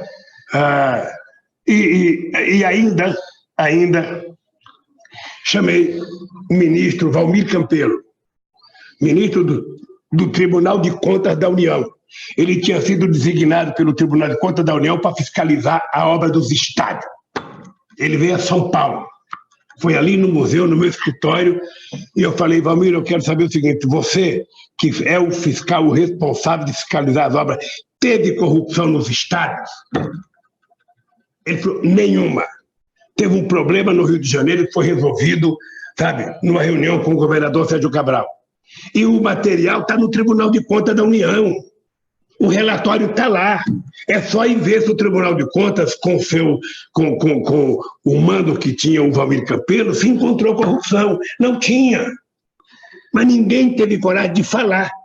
Nem o Valmir Campelo, nem o Tribunal de Contas teve coragem de dizer, gente, ó, nós fizemos auditoria em todos os estados e não teve. Porque já estava ali no clima. Porque, meu cara, é muito difícil. É preciso ter uma vez o Collor falou em saco, o saco roxo. Precisa ter saco, precisa aprender a ter saco. Para ter coragem de enfrentar denúncia de corrupção. Se defender, né? A denúncia de corrupção, ela te desmonta. Somente quando você é honesto é que você não fica desmontado. Então, por que eu enfrentei? Porque eu desafio qualquer um nesse país a aprovar 5 reais, sabe, numa conta minha indevida. Então, é por isso que eu resolvi brigar, por isso que eu resolvi enfrentar. Agora, não precisa ter a corrupção, é só a notícia. Sabe quantos políticos nesse mundo aguentam uma capa da Veja? O OAS não aguentou uma, submergiu. Parece aquele robô de pesquisar petróleo do pré-sal. Está a 5 metros de profundidade submergido. E eu, sabe, resolvi colocar o pescoço para fora. Resolvi, sem escafandro, sem nada. Sabe? Eu não quero submergir, eu quero brigar pela minha honra. Eu quero brigar pela minha honestidade, eu quero brigar pela minha inocência. E é isso que me faz, sabe, desafiar essa gente toda. Presidente, deixa eu perguntar uma coisa. A questão do passe livre lá em 2013, o senhor teve alguma informação de que tinha influência externa? Eu digo, quando eu falo que as pessoas falam, Putin falou com o Lula, o Erdogan falou com o Lula, falou, olha, tem falar uma coisa para você. Serviço secreto. Essa é uma coisa que eu sempre falo o seguinte, uma biografia de chefe de Estado, você não pode contar as conversas que você teve com outro chefe de Estado. Eu sinceramente, estou convencido que o que aconteceu aqui no Brasil tem muito a ver com o que aconteceu na Primavera Árabe. Uhum. Não era uma coisa daqui de dentro. O povo era daqui de dentro, sabe, mas as orientações, a efervescência, o comportamento da mídia. Gente, você tinha do programa das 7 da manhã ao programa das 11 da noite, todo mundo convocando ato. Todo mundo, as diretas, que era uma coisa oficial, que tinha governador, eles esconderam, sabe? Então, era uma coisa. Hoje eu, sinceramente, essas coisas aqui não tem prova, mas as conversas com outros dirigentes de outros países era de que, sabe, tinha influência de fora. E depois de saber da influência do assessor do Trump ao Bolsonaro, sabe? Depois dos interesses da Petrobras, sabe, os interesses deles na Petrobras, das informações roubadas da Petrobras, sabe, as discussões do Ministério Público americano, eu, sinceramente, sabe, acho que teve dedo de fora. Presidente, a gente tem eleição municipal esse ano. Queria saber, São Paulo, o senhor desistiu da Marta? Foi só para... Eu não decidi. Causar? Como é que foi isso? Não, veja, Deixa eu só pelo Haddad, pode ser candidato? Deixa eu responder.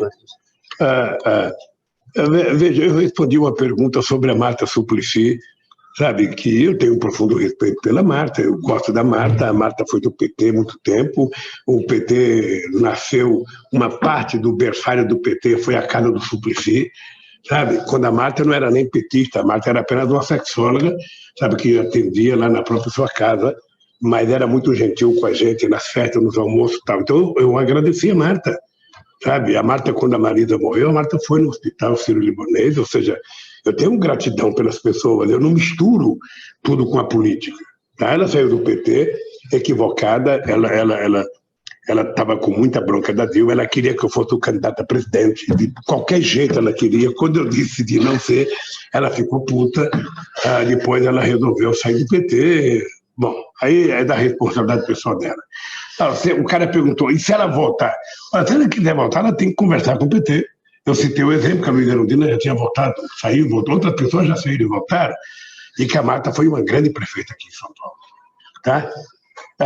Então, eu acho que a Marta ela tem muita relação com o PT, ela tem muita relação, tem muita gente do PT que foi secretário dela, o Rifalcão foi vice dela, sabe? O Haddad foi secretário. O Haddad foi secretário dela, então, o Gilmar Tato foi secretário dela, tem muita gente. Então, se ela quiser ser candidata por outro partido político, ou quiser votar PT, ela só tem que conversar.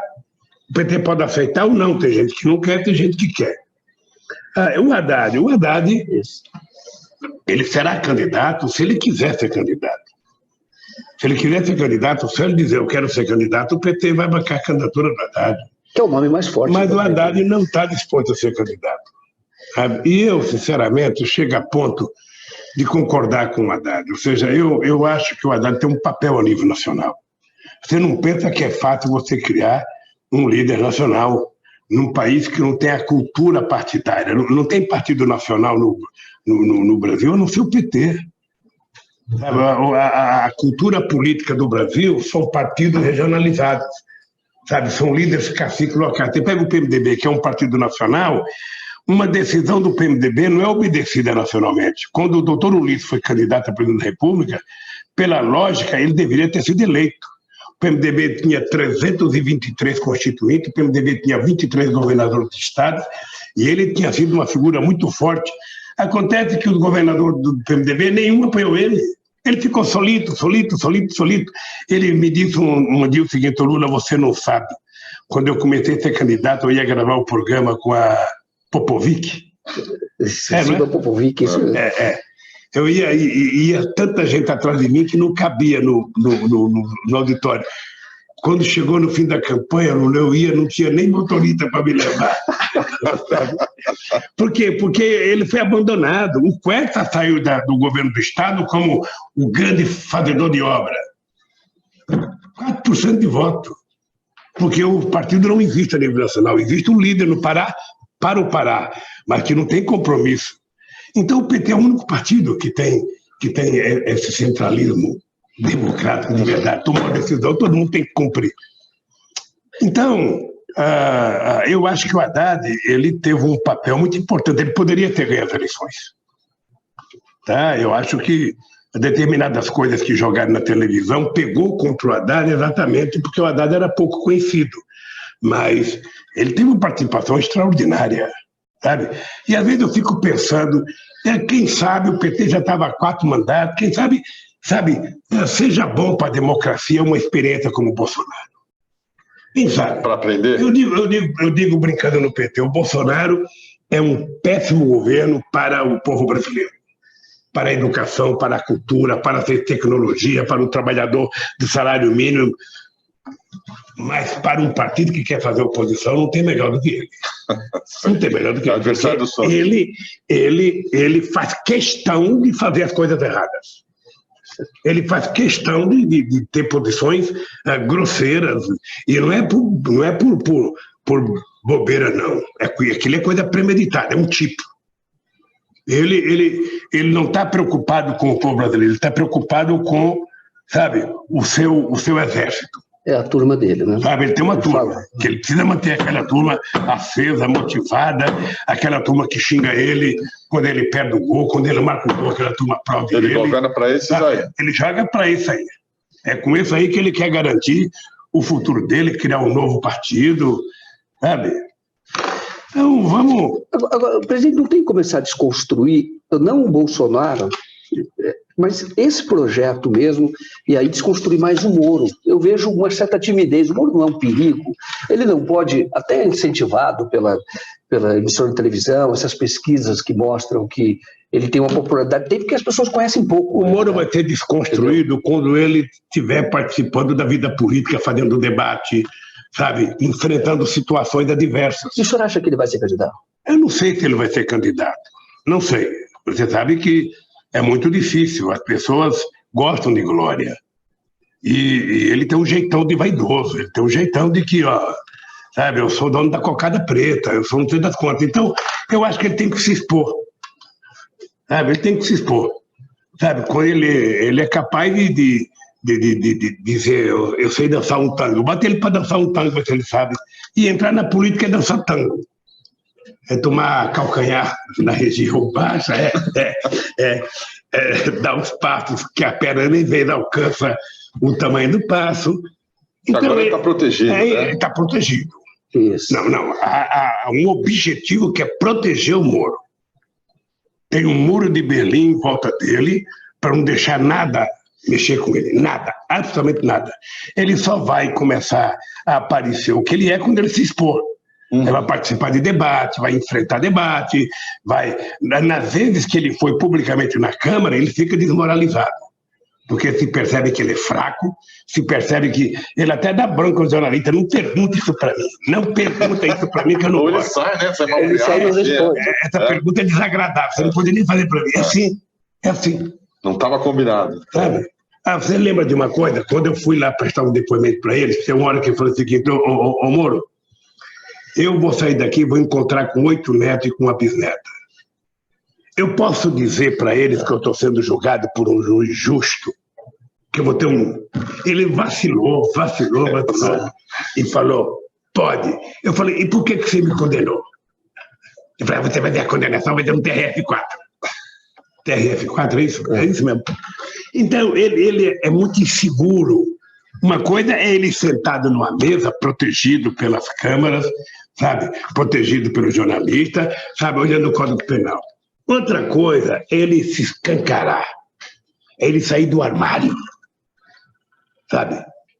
Sair do protecionismo dele para o mundo livre da política. Aí é que a gente vai ver se ele tem qualidade, se ele é bom, se ele conhece além do Código Penal. O Código Penal ele não conhece porque ele sabe que não podia me condenar pelo que ele me condenou. Mas, de qualquer forma, sabe? Faria bem para a democracia, né? Faria bem. Aí vai ser o Moro Livre. Se expusesse. Seria né? ótimo ele participar do debate, não apenas comigo, com os outros candidatos.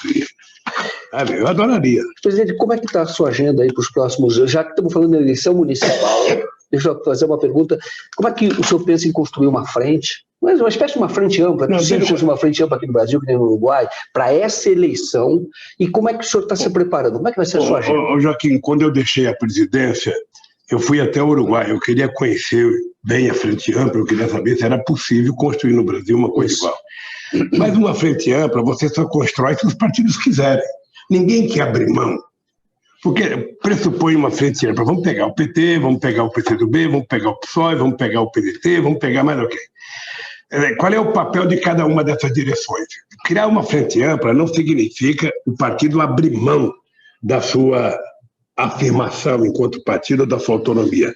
Significa que você vai ter um colegiado que, em determinadas circunstâncias, vai tomar posições, sabe, que o teu partido pessoalmente não quer, mas que a maioria quer. Então você teria que subordinar isso. Eu vi que não era fácil. Eu fui conversar com as pessoas, não é fácil. Mas você pode construir frente popular para disputar a eleição. Isso é possível criar, e nós já criamos. Eu comecei sendo candidato com a Frente Brasil Popular. Você percebe? Não tem muita gente que quer se aliar no primeiro turno. Quando você está bem e vai para o segundo turno, aí aparece um monte de gente para se aliar a você. Sabe? Então, eu acho que é possível. É possível criar em várias cidades. Eu não sou contra o PT apoiar candidato de outros partidos políticos, não. O PT não pode só querer ele ter candidato. Agora, onde ele tiver condições, ele terá que ter candidato, até porque o horário de televisão é uma oportunidade que o PT tem de se defender das injustiças que foram acometidas contra o PT. Se o PT não tiver candidato, você acha que eu sou favorável ao PT apoiar o Freixo no Rio de Janeiro? Mas a Benedita é uma mulher de muita qualidade. Ela já foi candidata em 92 e não ganhou porque a Globo inventou os arrastões na praia para evitar que uma negra fosse prefeita do Rio de Janeiro. A história está aí, a gente não pode esquecer. Os arrastões foram uma invenção para não deixar a Benedita ganhar as eleições. E elegeram o César Maia.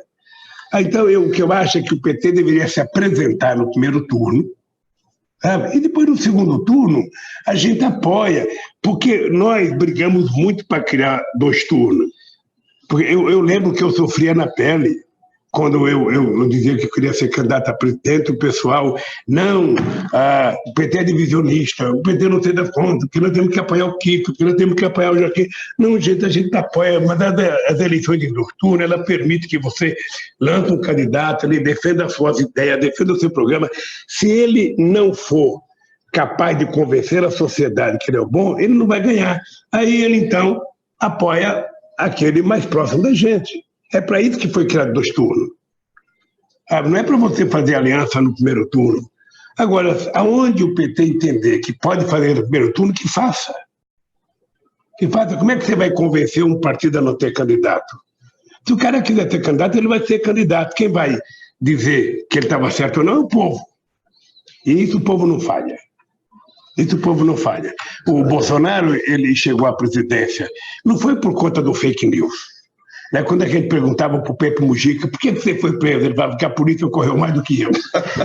Então, o Bolsonaro não ganhou só por causa do fake news. O fake news foi uma ajuda ilegal que ele teve e que ele criou, que funciona até hoje.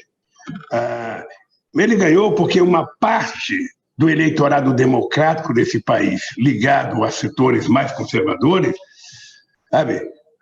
preferiram votar nele que votar num cara como Haddad. Simples assim. Sempre assim. Eu já tinha visto nas eleições. Para prefeito. Eu já tinha visto nas eleições para prefeito. Eu tentei convencer o Haddad de fazer uma campanha do Haddad, uma campanha que era a seguinte: uma cidade que tem como candidato Fernando Haddad e o Bolsonaro. Não, o nosso vice. Do PDT, gente. Chalita? Chalita. Pô, Chalita, desculpa, eu esqueci, é que velho vai esquecendo das coisas.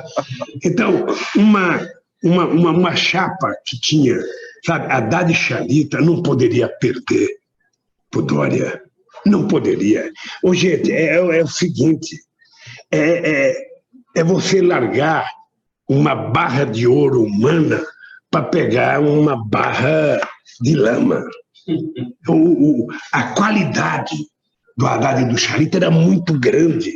Dois exímios, sabe, educadores. Duas pessoas fantasticamente jovens, sabe? E o povo preferiu a grosseria, sabe? De um cara que nunca trabalhou, que fala, eu sou um João trabalhador. Mas ali houve uma manipulação também da Lava Jato. Na véspera da eleição, foi feita a denúncia do PowerPoint.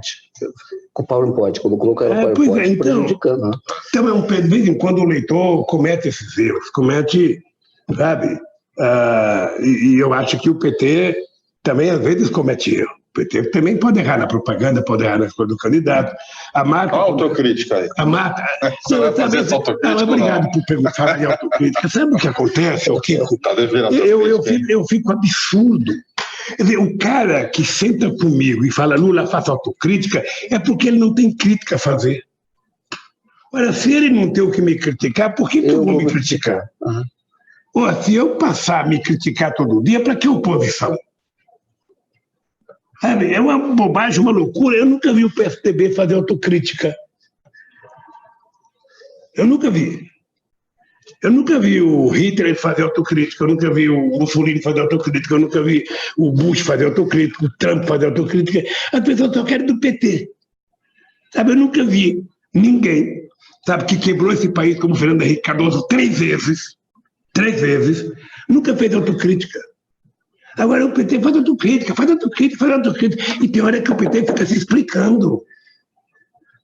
Sabe? Eu, sinceramente, tenho grandes autocríticas para fazer. Eu deveria ter feito mais do que eu fiz.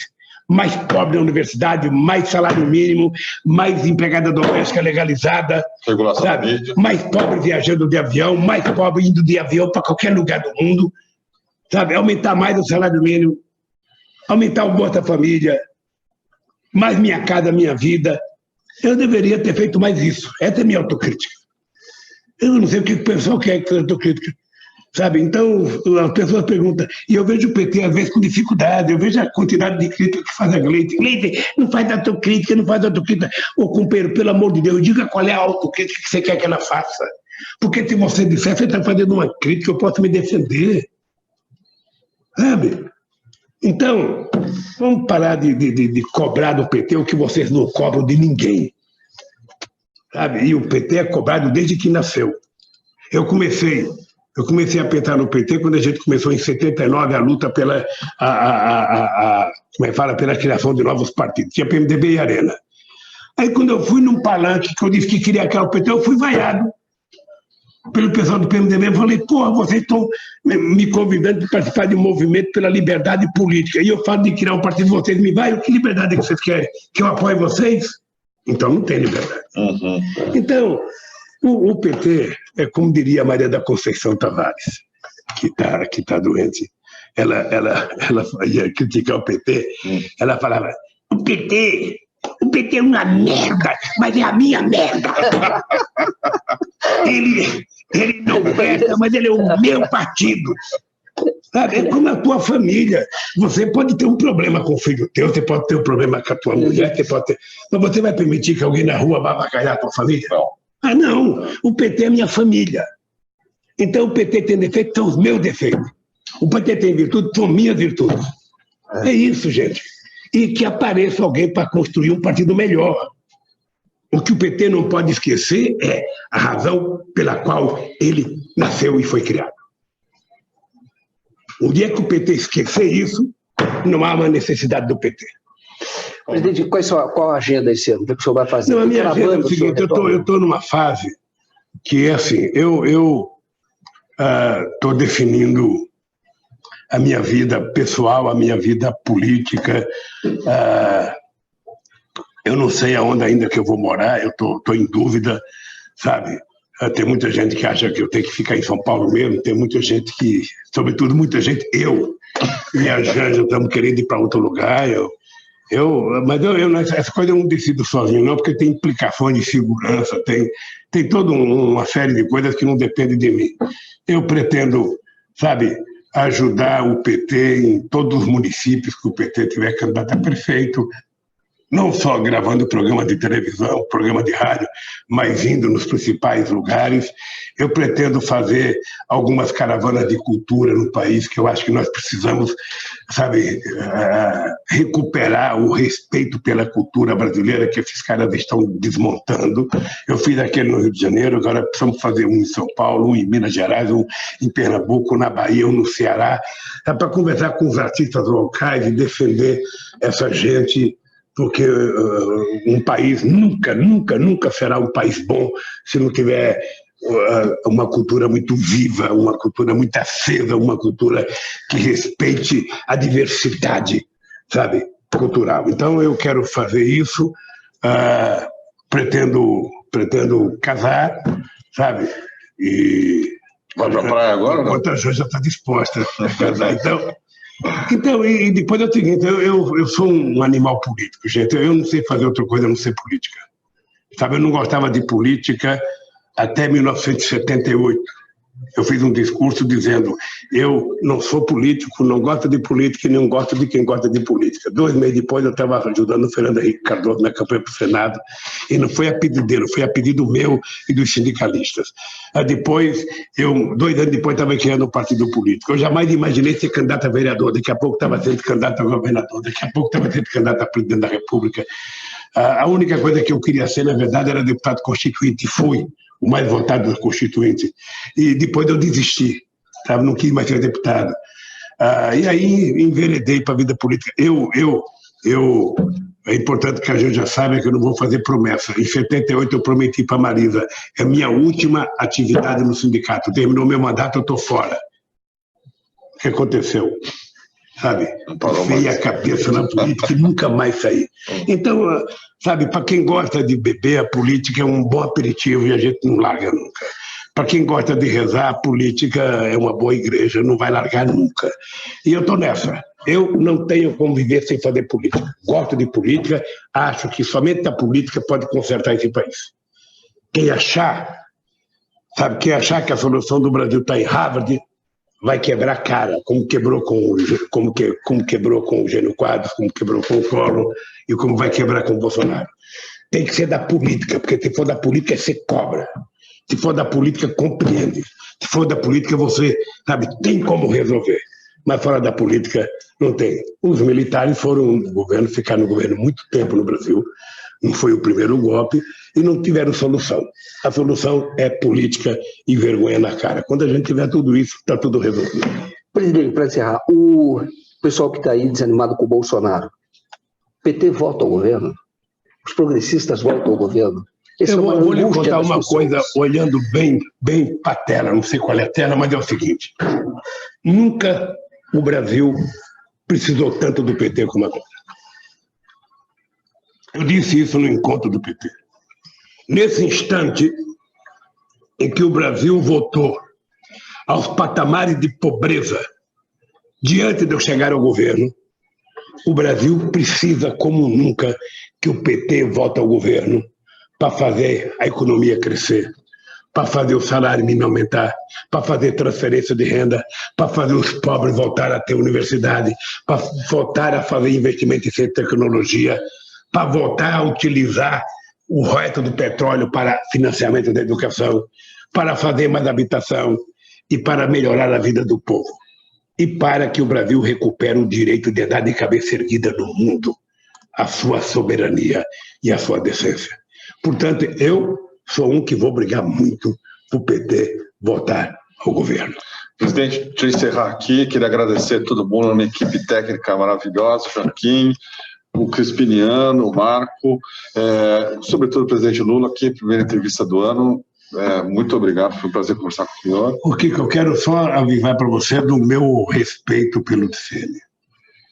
Eu tenho uma marca muito profunda do que vocês fizeram quando estava saindo fotografia, sabe, do famoso triplex no Guarujá, sabe, e que vocês foram mostrar o triplex da Globo em Paraty. O repórter Renan Flores foi lá. E foram mostrar, inclusive, o helicóptero que eles diziam era o helicóptero?